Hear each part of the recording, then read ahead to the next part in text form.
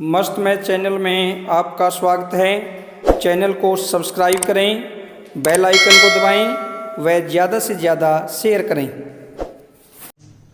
Hello नमस्कार बच्चों, आज हम करेंगे एक्सरसाइज 3.1 थर्ड चैप्टर क्लास 7 आंकड़ों का प्रबंधन। तीसरे चैप्टर में बच्चों जो हमें आंकड़ों का प्रबंधन करेंगे, इसमें 3 चीजें होती है। बस आप 2 मिनट ध्यान से समझ लीजिए।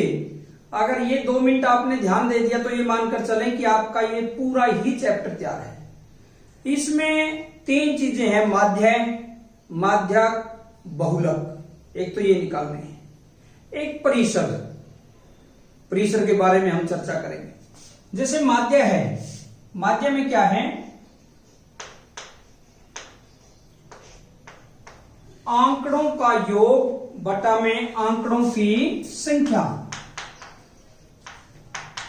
आंकड़ों का योग बटा में आंकड़ों की संख्या।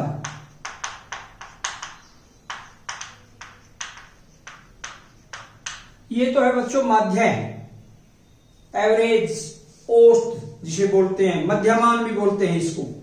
जैसे आंकड़े मान लीजिए 4, 5, 3, 9, 2, 1 ऐसे है।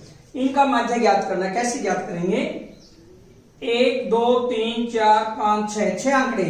6 के 6 आंकड़ों का योग करके, टोटल करके बटा में 6 कर देंगे। जैसे कितना का 4, 5, 9 और 3 12, 9 21 और 2 23 और 1 24। इनका टोटल कितना आ गया? 24। और आंकड़े कितने? 2, 4, 6। 24 बटा 6 यानी इसका माध्य कितना आया? 4। ये मेरे हिसाब से आपका क्लियर हुआ कंसेप्ट है कि आंकड़ों का जो माध्य निकालते हैं, जितने भी आंकड़े दिए हुए डाटा उनका टोटल करके बटा में आंकड़ों की संख्या कर देते हैं। फिर उसके बाद आता माध्यक।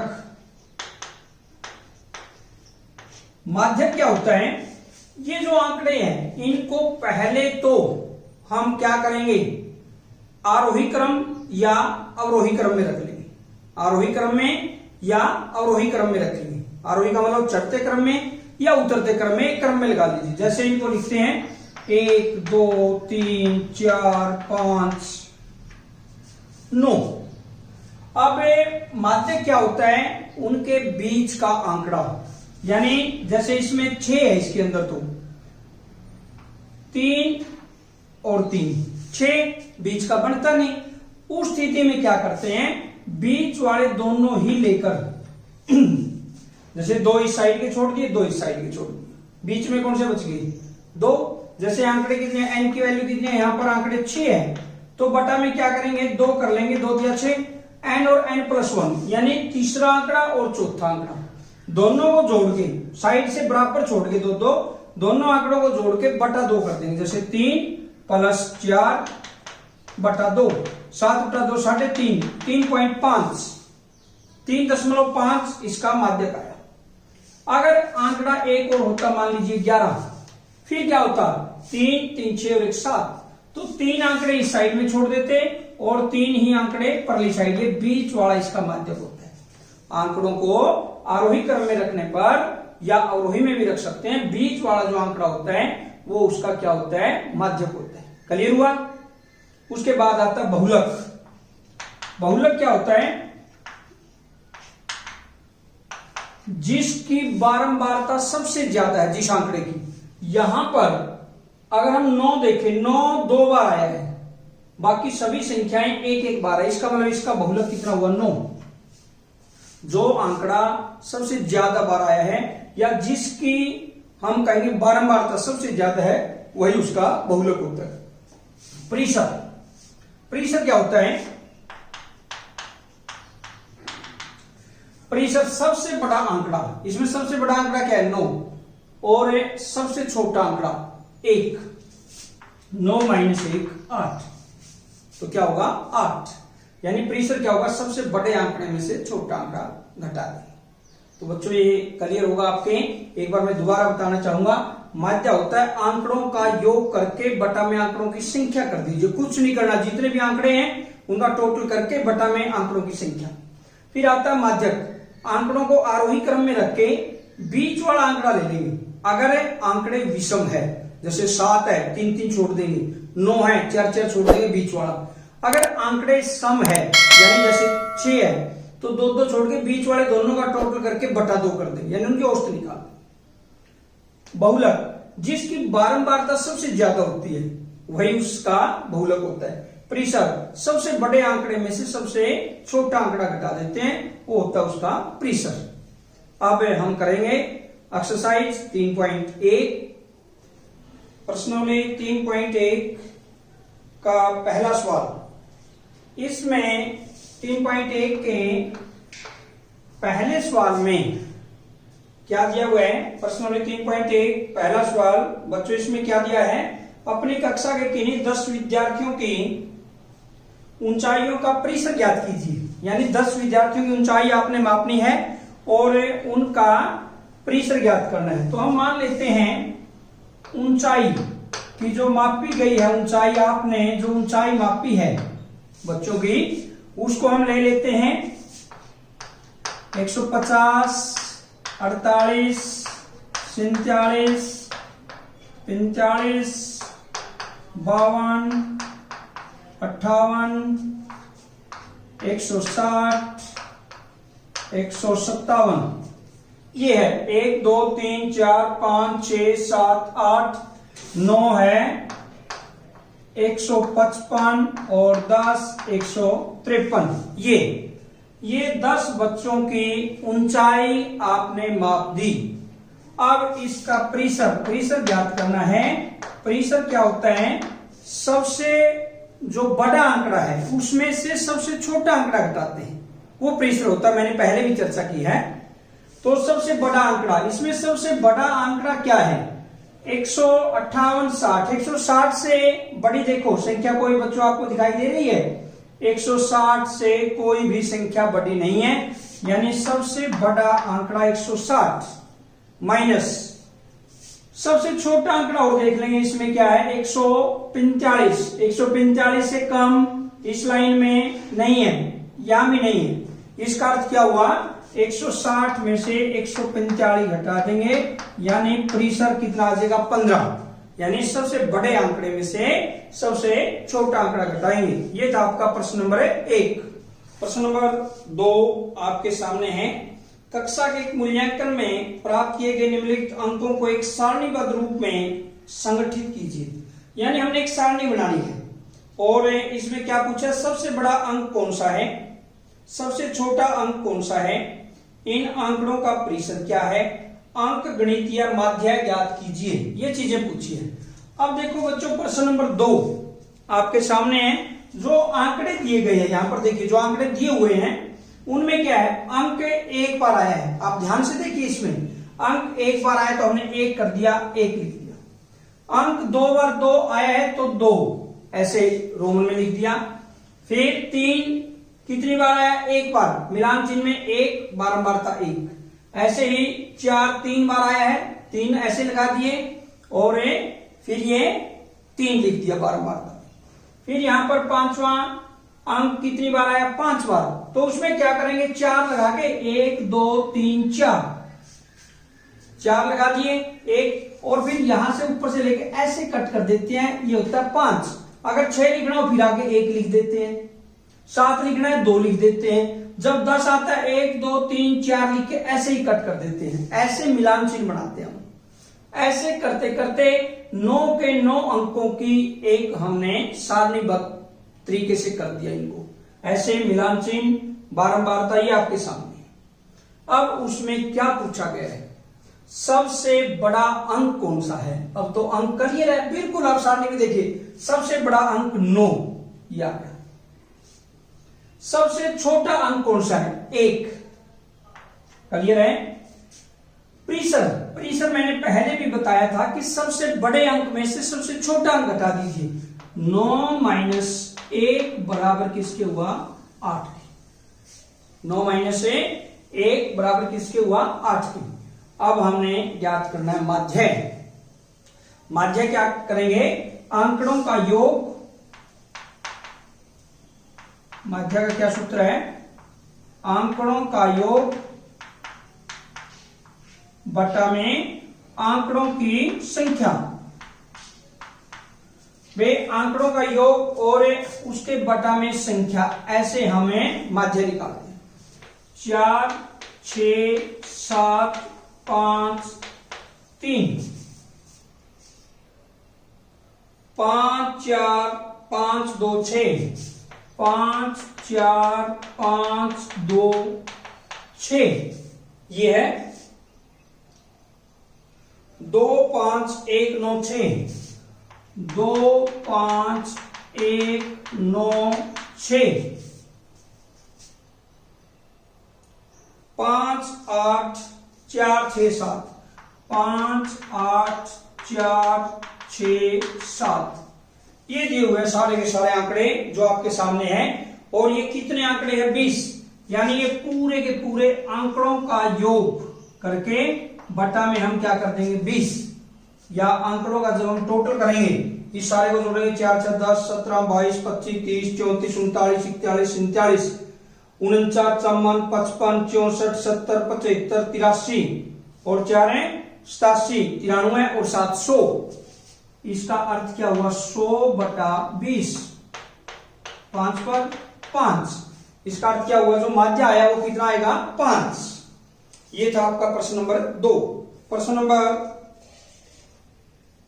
3 आपके सामने है। प्रथम 5 पूर्ण संख्याओं का माध्य ज्ञात कीजिए। प्रश्न नंबर 3 में पूर्ण संख्याओं का हमने बच्चों पहले भी चर्चा की है कि प्राकृत संख्याएं 1 से शुरू होती है और पूर्ण संख्याएं 0 से। हम इसका माध्य ज्ञात करेंगे। प्रथम 5 पूर्ण संख्याएं, पहली 0 है, 1 2 3 4 और बटा में 5, क्योंकि माध्य बराबर होता है आंकड़ों का योग बटा में आंकड़ों की संख्या। अब हम इसको जोड़ लेंगे। 3 3 6 और 4 10, 10 बटा 5 2, यानी इसका माध्य कितना आया? 2। प्रश्न नंबर 4 आपके सामने है। एक क्रिकेट खिलाड़ी ने 8 पारियों में निम्नलिखित रन बनाए 58 76 40 35 40 50 0 100। उसका माध्य स्कोर ज्ञात कीजिए। तो हम क्या करेंगे बच्चों? माध्य बिल्कुल वही तरीका माध्य निकालने का, बराबर आंकड़ों का योग। आंकड़े क्या है? 58 76 40 ऐसे कर देंगे, प्लस में 35 46 50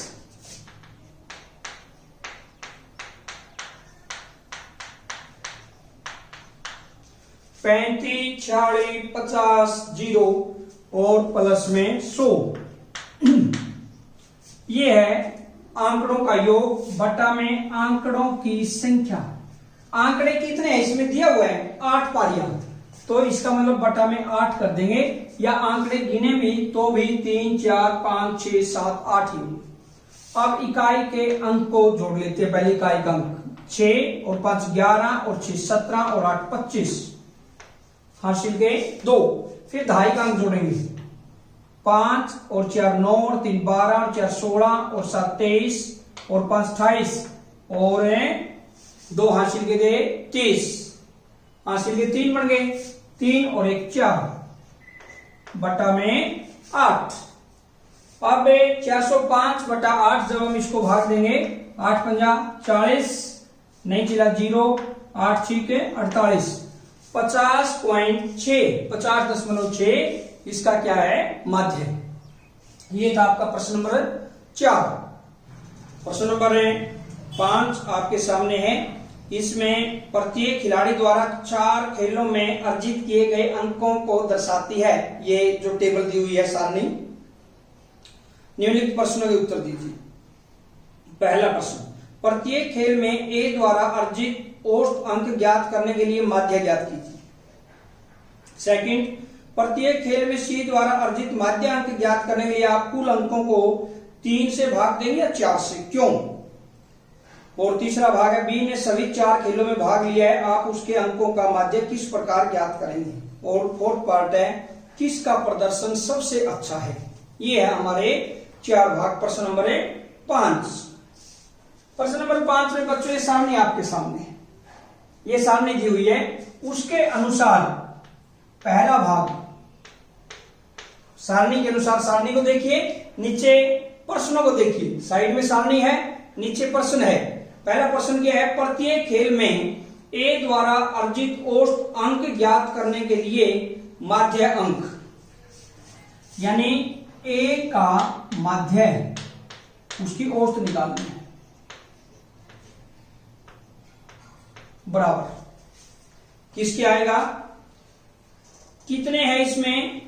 खेल एक में आपके सामने 14, खेल दो में 16, 10, 10, 14, 16, 10, 10, 4 है बटा में 4 या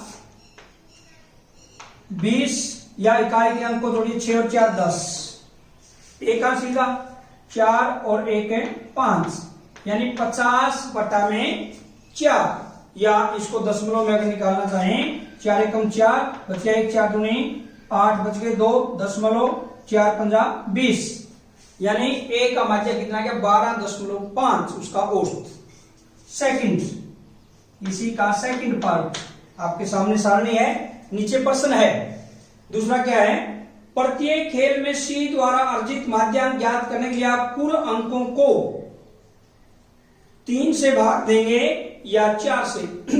सारणी सी में देखिए, देखो बच्चों इसमें क्लियर है कि जो खेल एक है उसमें कितने अर्जित किए उसने अंक 8, 2 में 11, और खेल 3 खेला ही नहीं, 3 खेल तो उसने खेला ही नहीं। इसका मतलब क्या हुआ कि जो हमें औसत निकालेंगे, जो भाग देंगे, वो किससे देंगे, 3 से देंगे, क्योंकि 4 खेले हैं, 4 में से एक खेल उसने खेला ही नहीं, इसलिए जब हम उसकी औसत निकालेंगे, माध्य निकालेंगे, तो कितने से भाग देंगे, 3 से। इसमें क्या पूछा था,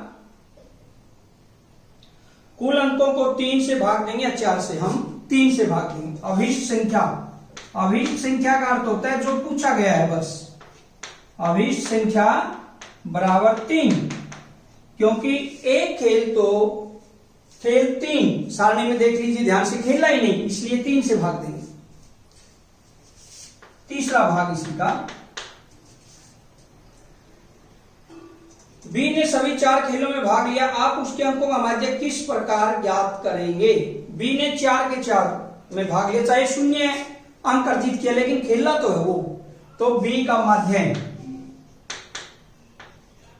बराबर, बी ने 4 खेल खेले, 0, 8, 6, 4, उनको जोड़ देंगे 4 बटा में 4 बराबर 14 और 4 18 बटे 4, 2 दूनी 4, 9, 9 बटा 2 या 4.5 ऐसे निकाल देंगे, क्योंकि चाहे उसने 0 अंक अर्जित किए हैं, लेकिन वो खेल खेला है, इसलिए 4 से भाग दे दिया। इसमें क्या था, वो खेला ही नहीं, इसलिए 3 से भाग दिया था। ये क्लियर होना चाहिए। चौथा भाग इसी का, किसका प्रदर्शन सबसे अच्छा है, किसका प्रदर्शन सबसे अच्छा है। देखो ए का माध्य है, यहां पर हमने निकाल दिया। ये थर्ड में किसका माध्य आया था, बी का, ये बी का माध्य है, यहां पर निकाल दिया। अब प्रदर्शन तो अच्छा औसत के हिसाब से होगा, माध्य के हिसाब से। अब सी का माध्य ही नहीं पता, तो सबसे पहले सी का माध्य निकालेंगे। सी का माध्य बराबर, सी के आप सारणी में देख लीजिए, सी के अंक कौन कौन से हैं, 8, 11, 13, 8, 11, 13, और 3 ही खेले उन्होंने मैच, 19, 32 बटा में 3, ये आ जाएगा, कितना आएगा 32 बटा में 3, या दशमलव में करें 10.6। अब देखिए बच्चों, इसमें सबसे अच्छा प्रदर्शन किसका है, ए का औसत 12.5, बी का औसत 4.5 और सी का औसत 10.6, तो सबसे अच्छा किसका है, 12.5 प्रदर्शन, सबसे अच्छा प्रदर्शन ए का। तो हम लिखेंगे ए का प्रदर्शन सबसे अच्छा है। ए का प्रदर्शन सबसे अच्छा है। ये था आपका प्रश्न नंबर 5। प्रश्न नंबर 6 आपके सामने है। विज्ञान की एक परीक्षा में विद्यार्थियों के एक समूह द्वारा 100 में से प्राप्त किए गए अंक दे रखे हैं 85, 76, 90, 85, 39। ऐसे सभी विद्यार्थियों के विज्ञान की परीक्षा में अंक दिए हुए हैं। ज्ञात कीजिए विद्यार्थियों द्वारा प्राप्त सबसे अधिक अंक और सबसे कम अंक। पार्ट फर्स्ट, पहला भाग, सबसे अधिक अंक। एक तो ये पूछा है, तो बच्चों सबसे अधिक अंक इसमें देख लीजिए आप आपके सामने है प्रश्न। सबसे ज्यादा अंक 95 है, यानी 95 से बड़ा कोई अंक नहीं है। इसी में पूछा है सबसे कम अंक। सबसे कम अंक देख लीजिए, इसमें सबसे कम अंक कितने हैं। सबसे कम अंक 48, 39 से कम कोई भी अंक नहीं है, इसलिए सबसे कम अंक 39। सेकंड पार्ट, प्राप्त अंकों का परिसर ज्ञात कीजिए। परिसर तो मैंने पहले भी बताया है कि सबसे बड़ा आंकड़ा है जो उसमें से सबसे छोटा, सबसे कम घटा दे, वो परिसर होता है। सबसे बड़ा और सबसे छोटा पता है हमें, तो बिल्कुल आसान हो गया ये तो परिसर निकालना। 95 माइनस 39, 15 में से 9 गए 6, 8 में से 3 गए 5, 56। परिसर कितना है इसका? 56। अब थर्ड, समूह द्वारा प्राप्त माध्य अंक। अब इसमें हमें माध्य अंक ज्ञात करेंगे। माध्य अंक सारे के सारे जितने भी आंकड़े हैं उनका टोटल कर देंगे। 85, 76, 90, 85, 76, 90, 85, 39, 48,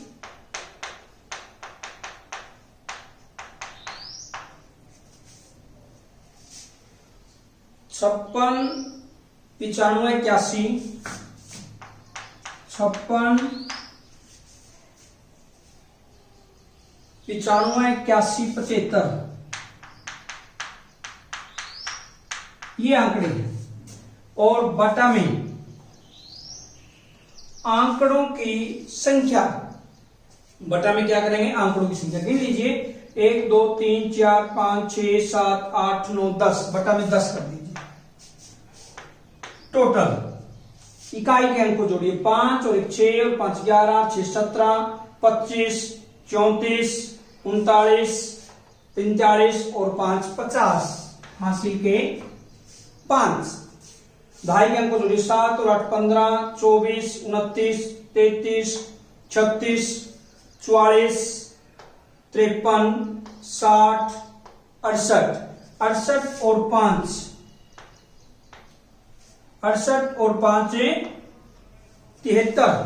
कितना हो जाएगा? 68 और 5 73 बटा में 10, 0 से 0, यानी इसका कितना आ जाएगा? 73। इसका माध्य 73। ये था आपका प्रश्न नंबर 6। प्रश्न नंबर 7 आपके सामने है। 6 क्रमागत वर्षों में एक स्कूल में विद्यार्थियों की संख्या निम्नलिखित थी। इस समय काल में स्कूल के विद्यार्थियों की माध्य संख्या ज्ञात कीजिए। बिल्कुल वही, इसमें 7वें में भी हमने क्या ज्ञात करना है बच्चों? माध्य। 3 का वही आंकड़ों का योग, आंकड़ों का योग कर लेंगे। आंकड़ों का योग कितना है? 1555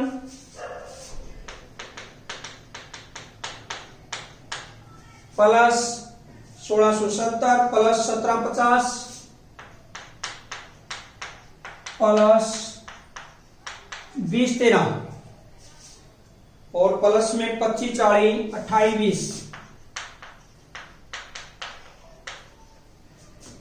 यानी कि 1555 प्लस 1670, 1750, 2013, 2540 प्लस में 2820 और एक बटा में आंकड़ों की संख्या। आंकड़े कितने हैं इसमें?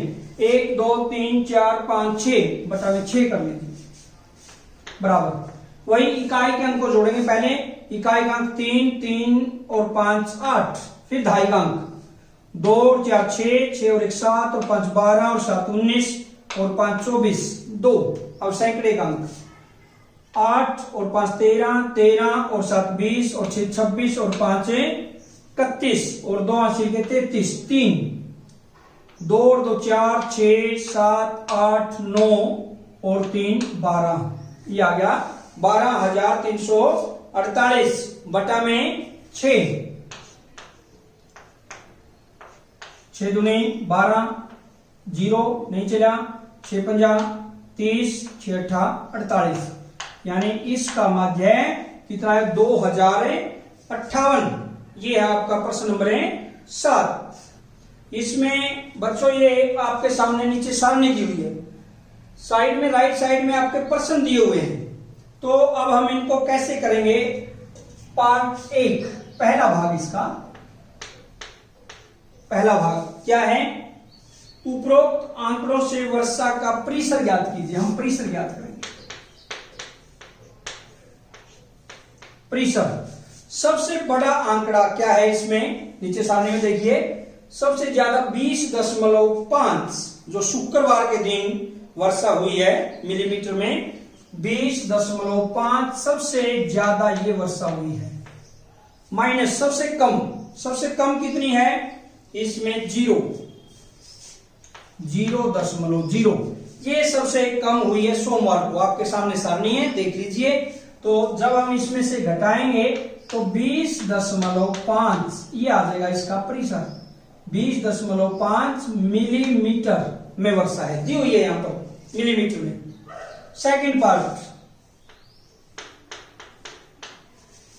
दूसरा भाग, माध्य वर्षा ज्ञात कीजिए। माध्य का हमें पहले ही पता है बच्चों, हमने कई प्रश्नों में ज्ञात किया है माध्य, आंकड़ों का योग बटा में आंकड़ों की संख्या। जैसे 0, पहले में 0 plus 12.2 plus 2.1 plus 0 plus 20.5 plus 20.5 और प्लस में 5.5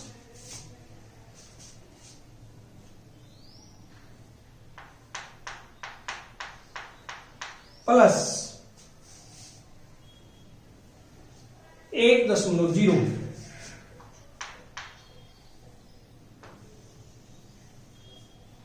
ये है 1 2 3 4 5 6 7, यानी जब हम इसका माध्य निकालेंगे 1 2 3 4 5 6 7, तो बटा में क्या करेंगे 7।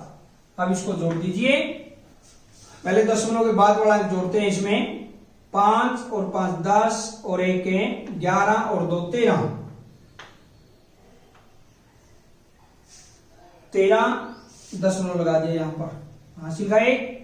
फिर इकाई का अंक 1 और 5 6, 6 और 2 8 और 2 10, कितना हो गया 10 और 1 हासिल का था 10 और 1 11, 1 हासिल का अब लग गया।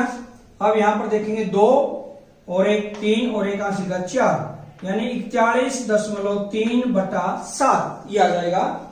या अगर हम इसको दशमलव में बदलना चाहें, 7 पंजा 35, बच गए 6, 7 नीम 63, 5.9 ये आ जाएगा इसका माध्य वर्षा। उसकी माध्य वर्षा की जो हुई 5.9 मिलीमीटर, इतनी माध्य वर्षा हुई है। तीसरा भाग, कितने दिन वर्षा माध्य वर्षा से कम रही। अब सारणी में देख लीजिए, सारणी के अंदर देखिए आप, सारणी में क्या है, कितने दिन वर्षा माध्य वर्षा से कम रही। नीचे सारणी आपके सामने है, सोमवार को इससे कम है, मंगलवार को नहीं है, बुधवार को भी कम है, बृहस्पतिवार को भी कम है और शनिवार को। यानी कौन कौन से दिन हुए, सोम बुध बृहस्पतिवार 3 और शनिवार 4 और रविवार 5, यानी हम कह सकते हैं 5 दिन औसत वर्षा से कम हुई। यानी इस 5.9 से नीचे देख लो कितने हैं, 5 दिन है, तो इसका मतलब उसकी कितने दिन वर्षा कम हुई, 5 दिन। ये था आपका प्रश्न नंबर 8।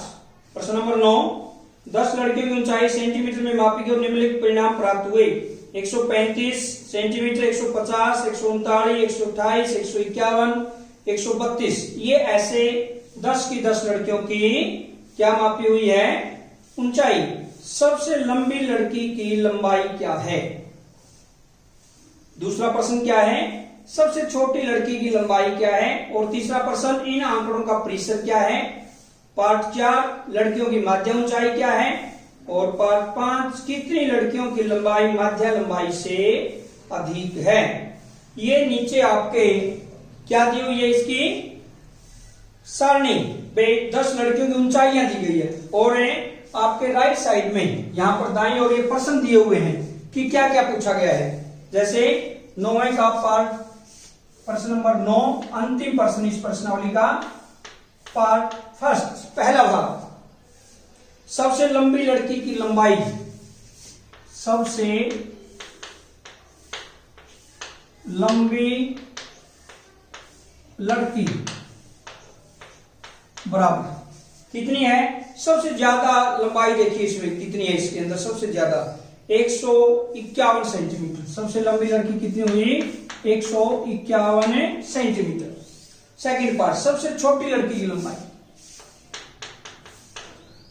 सबसे छोटी लड़की की लंबाई बराबर कितनी है, सबसे छोटी लड़की की लंबाई 128 सेंटीमीटर। जब आप इसमें देखेंगे 128 सेंटीमीटर।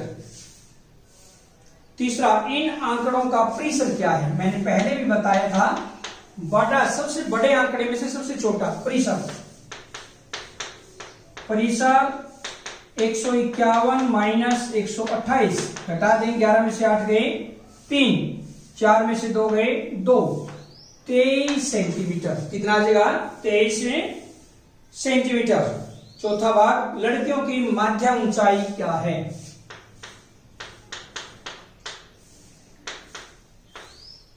माध्य में अब ये जोड़ लीजिए सारी की सारी, 135, 150,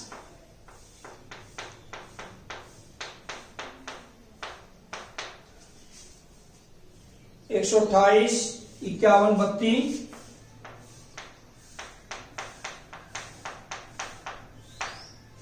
132, 146, 49,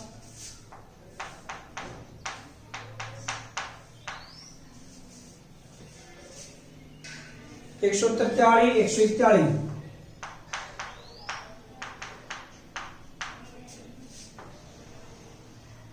और बटा में कितने हैं, ये 10 लड़कियां हैं। पहले इकाई का अंक जोड़िए, ऐसे ही जैसे हमने सभी के अंदर टोटल किया है, बिल्कुल उसी प्रकार से टोटल करेंगे। इकाई का अंक जोड़ेंगे, जैसे 1, 3, 4, 13, 19, 21, 22, 30, 39 और 5, 44 हासिल के 4। ऐसे ही ढाई का जोड़ेंगे, ऐसे ही सैकड़े का जोड़ेंगे, और सभी को जोड़ के जब हम इसका टोटल करेंगे वो 1414 आ जाएगा। और बटा में 10, दशमलव एक अंक के बाद लगाना हमने राइट साइड से दाईं ओर से गिन के 141.4 सेंटीमीटर। ये उसका क्या आया, माध्य है। पांचवा भाग, कितनी लड़कियों की लंबाई माध्य लंबाई से अधिक है। माध्य लंबाई कितनी है, 141.4। भाई इससे ज्यादा कितनी है, अब सारणी में देखिए, 141.4 से 150 ज्यादा है, 151 ज्यादा है, 146 ज्यादा है, 149 ज्यादा है और 143 ज्यादा है। इसका मतलब है कितनी लड़कियों की लंबाई माध्य लंबाई से अधिक है, 5 लड़कियां। माध्य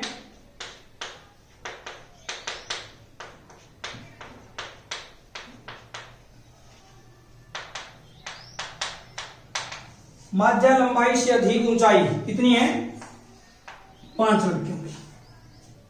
ये था आपका प्रश्न नंबर 9 इस प्रश्नावली का अंतिम प्रश्न। इस वीडियो में बच्चों इतना ही। अगर आपको वीडियो अच्छी लगे तो लाइक जरूर करें व सब्सक्राइब करें, और फिर मिलते हैं नेक्स्ट वीडियो में एक्सरसाइज 3.2 के साथ। तब तक के लिए जय हिंद, जय भारत।